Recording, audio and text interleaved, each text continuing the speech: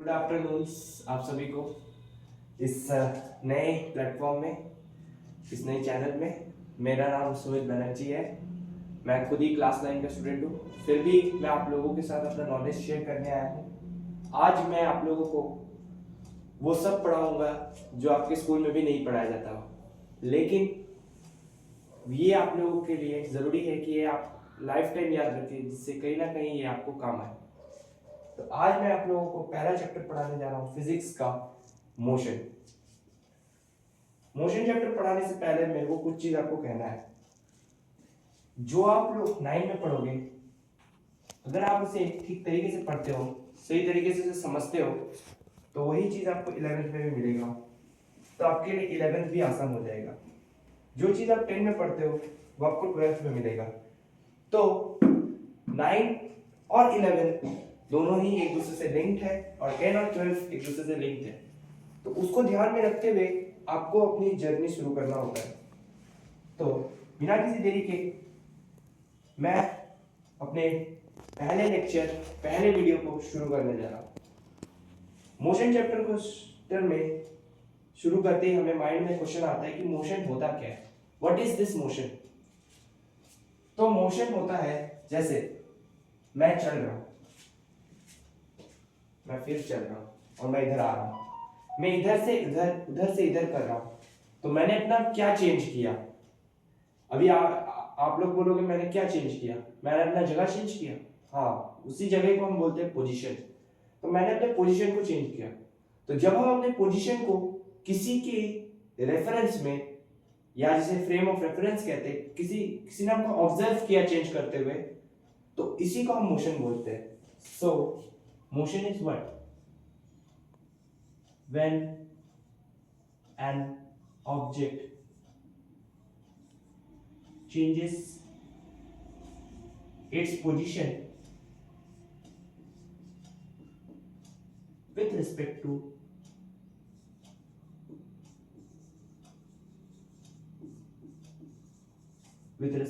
frame of reference।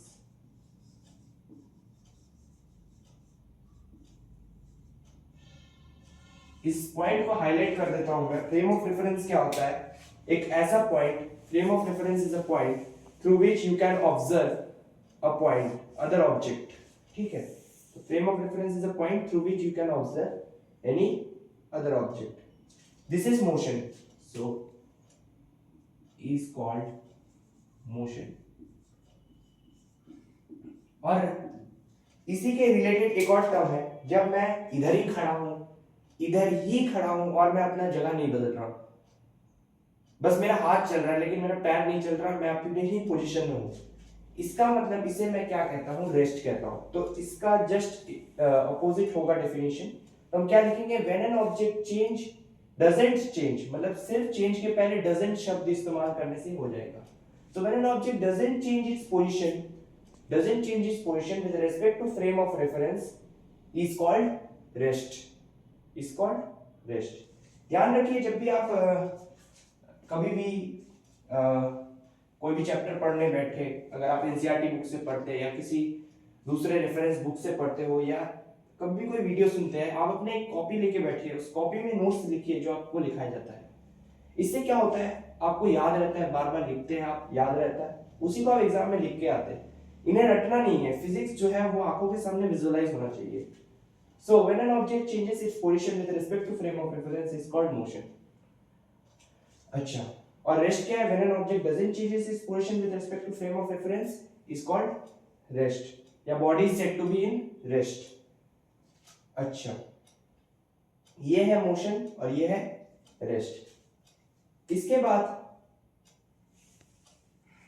आप लोगों को साइन कन्वेंशन के बारे में जानना जरूरी है। और ये साइन कन्वेंशन क्या होता है कि कब कहां नेगेटिव का इस्तेमाल होता है, कहां पॉजिटिव का इस्तेमाल होता है, और कहां जीरो ही होता है। अब ये जो मैंने बीच में एक लाइन बनाया, कभी भी ग्राफ में ऐसा लाइन आप कभी देखते हैं? नहीं देखते। कभी भी ऐसा लाइन आप नहीं देखते, क्योंकि ये मैं आपको थोड़ा सा एक्स्ट्रा बता रहा हूं, इसको बोलते हैं जेड एक्सिस। इसको आप लोग y बोलते हो, इसको x बोलते हो, जो आपका होता है generally. y axis x axis आपको पता है, तो अगर क्लास 9 का मैथ्स भी अगर आप लोग पढ़ रहे होगे तो कोऑर्डिनेट ज्योमेट्री बोल के एक चैप्टर है आपका। कोऑर्डिनेट ज्योमेट्री में x एक्सिस को एब्सिसा भी बोलते हैं और y एक्सिस को हम लोग ऑर्डिनेट भी बोलते हैं। अब ये जो तीन एक्सिस है, तीनों के लिए एक कॉमन पॉइंट है जहां से तीनों इंटरसेक्ट कर रहे हैं, वो है ओरिजिन, जिसे बोलते हैं ओरिजिन।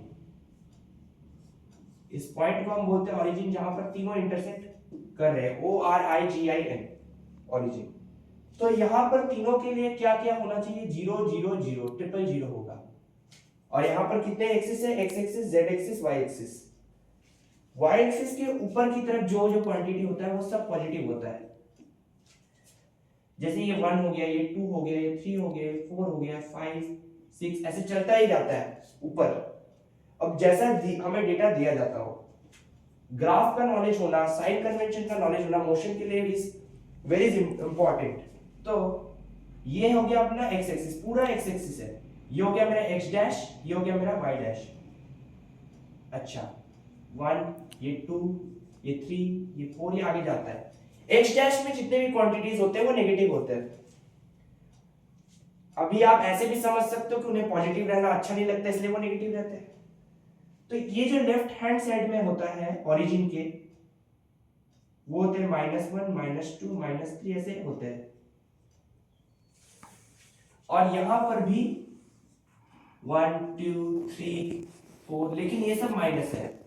ये y डैश है, y dash represents negative, x dash represents negative, और बीच वाला है 0, that is origin.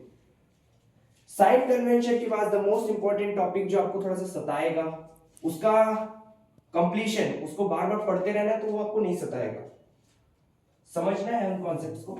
This is all about sign convention.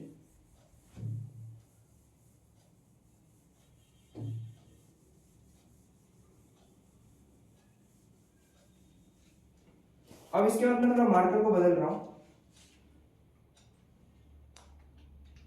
तो मोशन बेस्ट साइन कन्वेंशन समझने के बाद अगला कॉन्सेप्ट है हमारा फिजिकल क्वांटिटीज।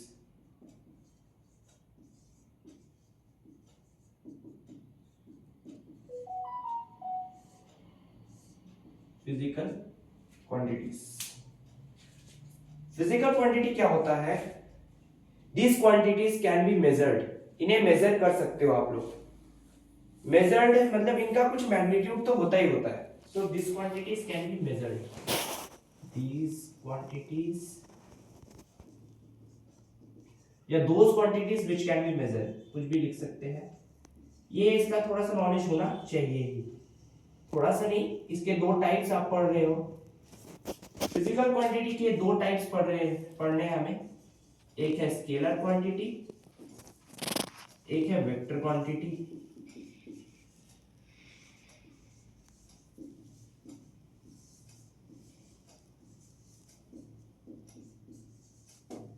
स्केलर क्वांटिटी और वेक्टर क्वांटिटी। क्या है स्केलर और क्या है वेक्टर?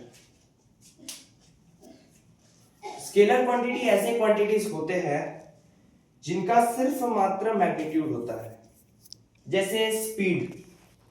अरे मैं बहुत तेज भाग रहा है, मैं बहुत तेज भाग रहा हूं, मेरे को कोई देख नहीं पा रहा, या मेरे सामने वाला बहुत तेज भाग रहा है, मैं बोल रहा हूं कि वो बहुत तेज भाग रहा है।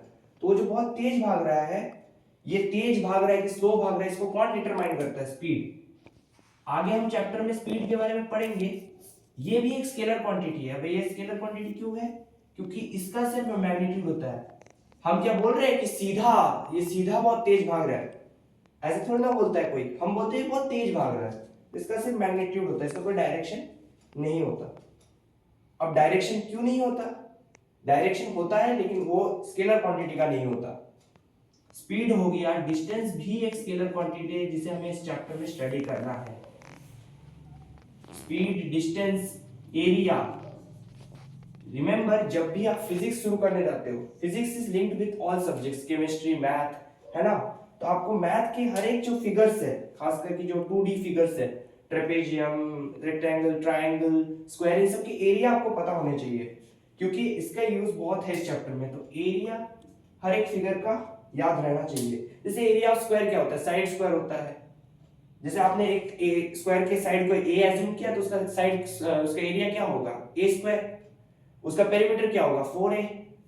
रेक्टेंगल का एरिया क्या होता है लेंथ इनटू ब्रेथ, तो लेंथ भी खुद एक स्केलर क्वांटिटी है क्योंकि लेंथ का भी एक मैग्नीट्यूड होता है। तो ये सब कुछ एग्जांपल्स आप लिख सकते हैं, स्पीड, डिस्टेंस, एरिया, लेंथ और ब्रेथ भी लिख सकते हैं, ब्रेथ, लेंथ, ब्रेथ, और इन दोनों का ही प्रोडक्ट हमें एरिया ऑफ रेक्टेंगल देता है। This is all about scalar quantity. Now what is vector quantity? Vector quantity का मैग्नीट्यूड और डायरेक्शन दोनों होता है, ये हम जानते हैं। अभी हम लोग मतलब बोल रहे थे कि डायरेक्शन तो स्केलर का नहीं होता, तो किसका होता है? वेक्टर का होता है। तो vector it has both magnitude. अभी पूछना मत कि ये MAGN आपने क्यों लिखा है या तुमने क्यों लिखा है, क्योंकि मैग्नीट्यूड का शॉर्ट फॉर्म होता है MAGN। तो ऐसे जो है कम समय में आप जल्दी मैग्नीट्यूड को लिख सकते हो, तो ये जस्ट मैग्नीट्यूड को ही रिप्रेजेंट करता है। It has both magnitude and direction. अब इसमें डायरेक्शन हो सकता है ना, डायरेक्शन भी 4 होते हैं, पता होगा तो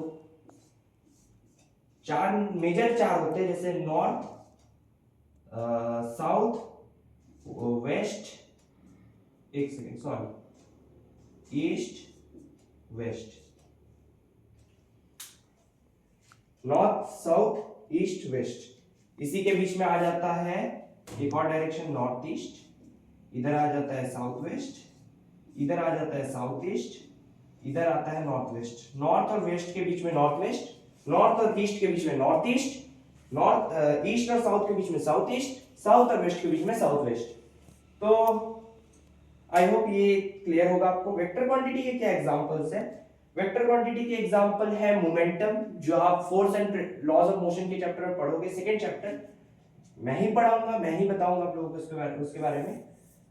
मोमेंटम के बाद फोर्स का डायरेक्शन भी होता है, मैग्नीट्यूड भी होता है, वो भी एक वेक्टर क्वांटिटी है। इस चैप्टर में जो आपको पढ़ना है उनमें कौन सी वेक्टर क्वांटिटी है? तो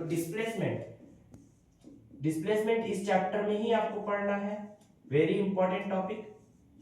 तो डिस्प्लेसमेंट कैसा क्वांटिटी है? वेक्टर क्वांटिटी है, क्योंकि इसका डायरेक्शन भी होता है, इसका मैग्नीट्यूड भी होता है। हम बोलते हैं कि 5 मीटर वेस्ट में जा रहा है और फिर 5 मीटर रिटर्न हो रहा है, मतलब जहां से शुरू किया वहीं से। तो डिस्प्लेसमेंट का एक डायरेक्शन है कि 5 मीटर वेस्ट में जा रहा है, 4 मीटर ईस्ट में जा रहा है, 10 मीटर नॉर्थ में जा रहा है, होता है डिस्प्लेसमेंट का। अब डिस्प्लेसमेंट का एसआई यूनिट भी मीटर होता है, डिस्टेंस का भी एसआई यूनिट मीटर होता है। इसमें डायरेक्शन होता है, इसमें सिर्फ मैग्नीट्यूड होता है, लेकिन इसमें सिर्फ डायरेक्शन नहीं होता, इसमें मैग्नीट्यूड और डायरेक्शन दोनों होता है।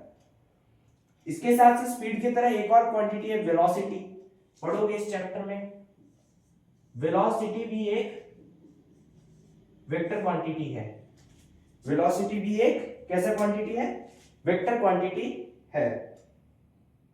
Velocity is vector quantity because it has both magnitude as well as direction. तो ये हो चुका है वेलोसिटी और के बारे में।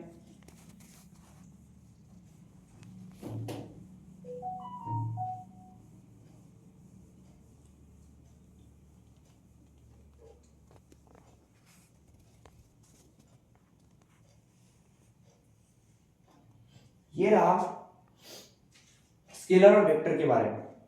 इसके बाद जो है टाइम, टाइम कैसा क्वांटिटी है? मैंने जितने देर आपके लिए जो बोला कि ये सब क्वांटिटीज होते हैं, फिजिकल क्वांटिटी होते हैं क्या, इतना जो मैंने बताया, अब आपके अकॉर्डिंग क्या है? आपको क्या लगता है कि टाइम कैसा क्वांटिटी है? टाइम कैसा क्वांटिटी है? टाइम जो है, क्या आप बोलते हो कि वेस्ट की तरफ 15 घंटा बीत रहा है, ईस्ट की तरफ 15 घंटा बीत रहा है? ऐसे कोई डायरेक्शन बोल के कोई होता है क्या? अगर ऐसा कोई बोलता है तो फिर मेरे को बुलाना, उसको बुलाना मेरे पास। नहीं, वैसा बात नहीं है। टाइम जो है सिर्फ एक स्केलर क्वांटिटी है। ऐसा क्यों स्केलर क्वांटिटी क्यों है? क्योंकि टाइम का सिर्फ मात्र मैग्नीट्यूड होता है, कोई डायरेक्शन नहीं होता। टाइम एक स्केलर क्वांटिटी इसलिए time has only magnitude, no direction.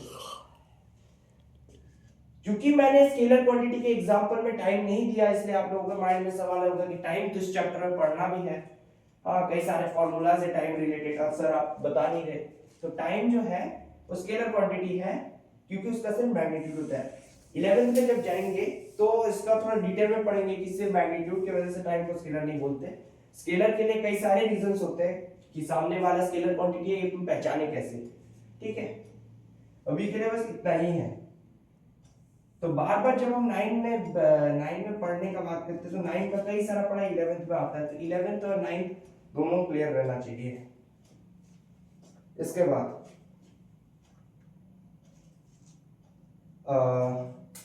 अगला टॉपिक है व्हाट इज डिस्टेंस, यानी हमें डिस्टेंस के बारे में पढ़ना है। डिस्टेंस जो है काफी इजी है, बस समझना है इसको। डिस्टेंस इज व्हाट, तो it is the some total of the, it is the sum total, TOTAL, sum total path,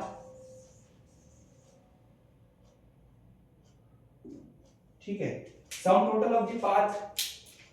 ये एक टाइप का कीवर्ड मैंने लिखा दिया, सॉरी, ये एक टाइप का मैंने कीवर्ड आप लोगों को लिखा दिया। सम टोटल ऑफ द पाथ मतलब एक टाइप का कीवर्ड लिखा दिया। अभी ये क्या है, sum total of the path.